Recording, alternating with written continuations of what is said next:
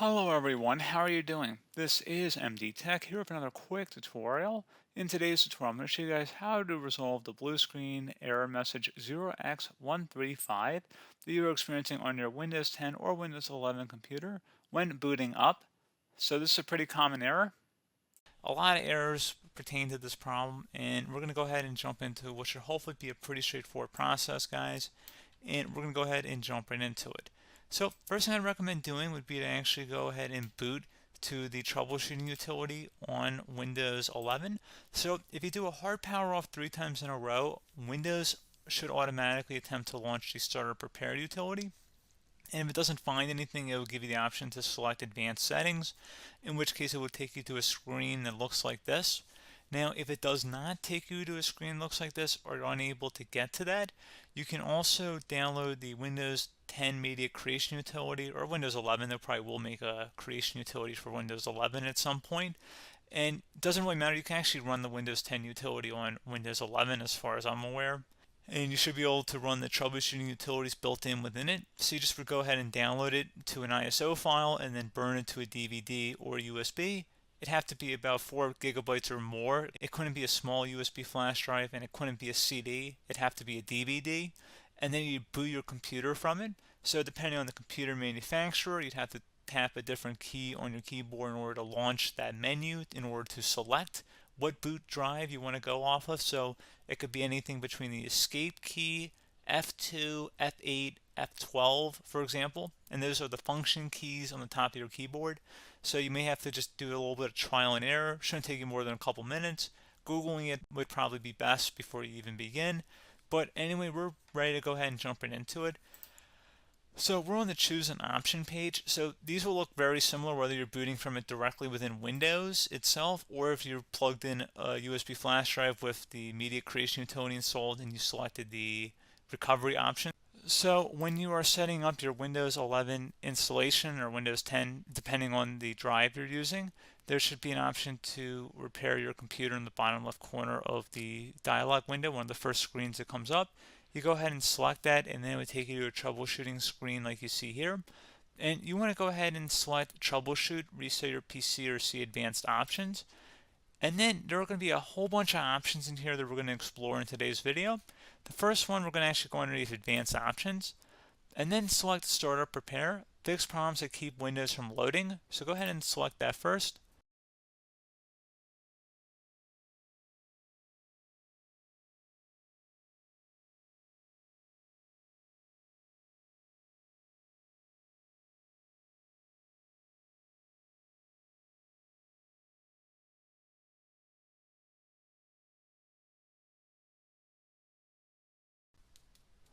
Okay, so you can see it could not repair our PC.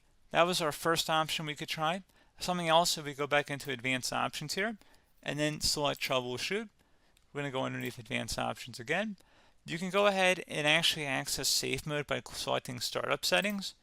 And then if you select the restart button, you have the option on the screen select safe mode with networking, which will give you a key on the screen. It'll tell you which key to press to enter that. I believe it's the F7 key. It'll do that for you.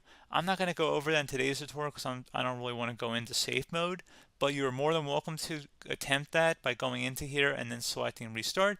Again, it'll launch another screen. It'll say what key do you want to press, and it'll give you like 7 or 8 different options, and you want to select safe mode with networking. There's also an option for a command prompt too, but that's going to be something we're going to cover later in this video, and we don't even have to go through that in order to access it. So that's why I'm not going to really push for that, because unless you know exactly what's causing the problem, you probably don't need to go into safe mode. Unless you're trying to recover files, in which case then you definitely can go into safe mode, but we're trying to actually recover our computer here. So I hope that makes sense. Something else we can also try here as well would be to uninstall updates, remove recently installed quality or feature updates from Windows. So if you go ahead and select that, you can uninstall the latest quality updates, which generally is the more day-to-day updates. Feature updates are the less regularly released ones, like the big ones. I would equate it to service packs in like Windows 7 and Windows Vista and Windows XP. So larger updates that occur once or twice a year at most. And the quality updates are more just a regular update. So probably obviously depend. It'll take longer if you're going to try and uninstall the latest feature update versus quality update, and maybe you don't need to go back that far. So just giving you guys a couple of pointers with that. Something else you can also look at here, and we're going to jump into the command prompt in a little bit, but you can select System Restore, which will use a restore point recorded on your PC to restore Windows. And this is something I would highly recommend here, guys. So select Next. Assuming you have a restore point saved on your computer, you go ahead and select the most recently created one, and you'll select Next, and then you'll select the drive. You shouldn't actually have to select the drive. You can scan for affected programs, but we're going to keep it all default here, and then we're going to select Finish. So once started, System Restore cannot be interrupted. Do you want to continue? I think we're going to select yes. I don't think we have anything better to do on our computer right now, so just give it a moment here to initialize. It will take a couple minutes to run, obviously depending on how large your hard drive is and how much is saved on the System Restore point. So just give it a couple minutes here.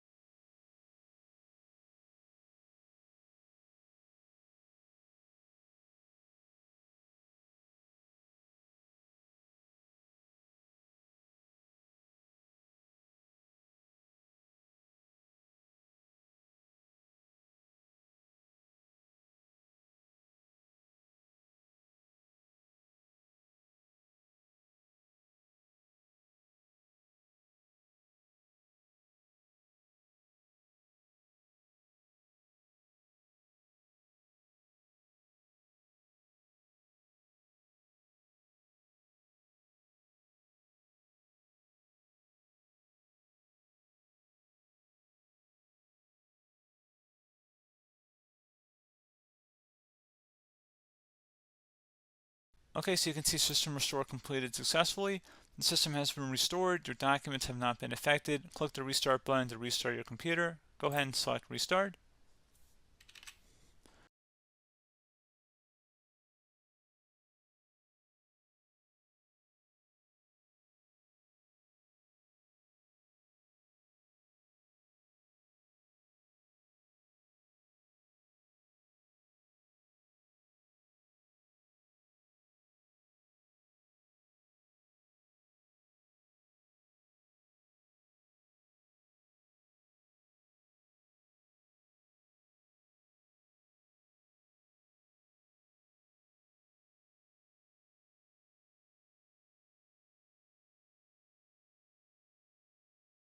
Okay, so you can see the system has been restored successfully.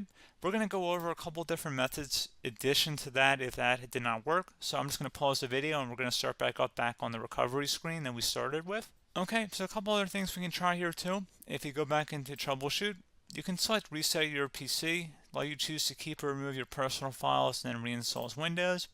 You can select the Keep My Files, which will remove apps and settings but keeps your personal files. You can also select Remove Everything, which will remove all of your personal files, apps, and settings. So this is more of a factory reset, the second option here. First option, it should not delete all of your personal files. However, it will pretty much clear most of your programs, and keep in mind, there's no guarantee that your information, number one, is even still available and easily recoverable on your computer to the point that you actually would be able to recover anything. And the second point is that there's always a chance that it won't actually recover and it will just do a factory reset anyway. So there's no guarantee that actually would keep your files anyway. So I would recommend trying to get a recovery tool and backing that up first before selecting it anyway. But again, those are a couple of different options. And then something else you can try here, if you go back to the choose an option. Another option, if you go underneath choose an option and select troubleshoot, advanced options, and now select where it says command prompt. Okay, so the first thing we should do is type our main hard drive here. In most cases, it should be the C drive. So you just do a C colon and then hit enter on your keyboard. So once you're underneath the C drive, we're going to type in dir and then hit enter on your keyboard. It should have program files, users, and Windows all in there. That's how you know you're in the right directory.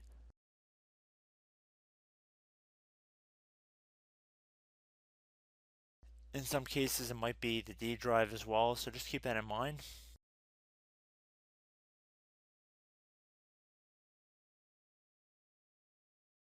Next thing we're going to do is type in cd space / Windows / system 32 / config, and then you're going to hit enter on your keyboard.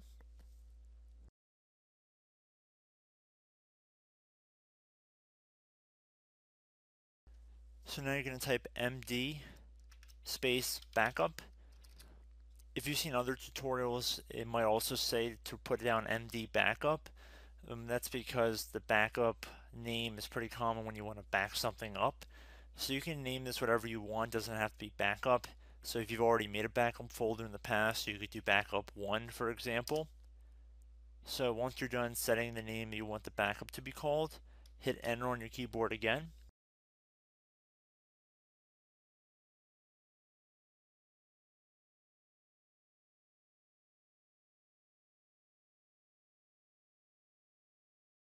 At this point you want to type copy, C-O-P-Y, space, then you want to do the star symbol above the 8 key, then do a period or a dot, whatever you want to call it, then another star sign, and then another space, and then type backup, and then hit enter on your keyboard.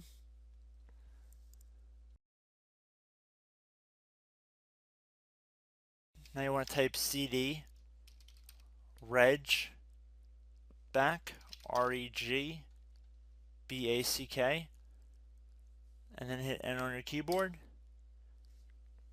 So now that we are under the reg back, so now you want to type dir again, and then hit enter.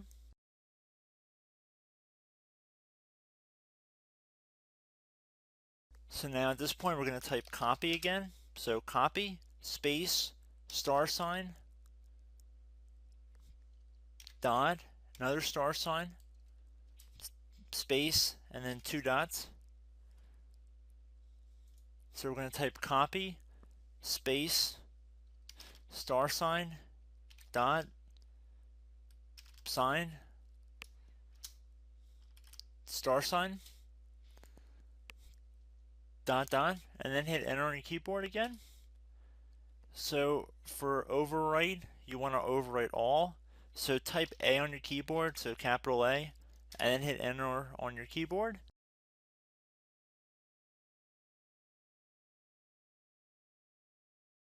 So at this point you should be good to go. You can close out of the command prompt window, and if you accidentally continue to Windows 10 you should be all set. So I hope one of these 3 or 4 different methods we went through in this tutorial helped you guys out. Again, I'm not sure if you guys heard me earlier, but try to go back into your safe mode if possible and uninstall any programs you know might be conflicting with the Windows startup if you can get into safe mode. So just keep that in mind. Something very simple like that could be blocking up everything. So again, I hope this tutorial helped you guys out, and I will catch you in the next tutorial. Goodbye.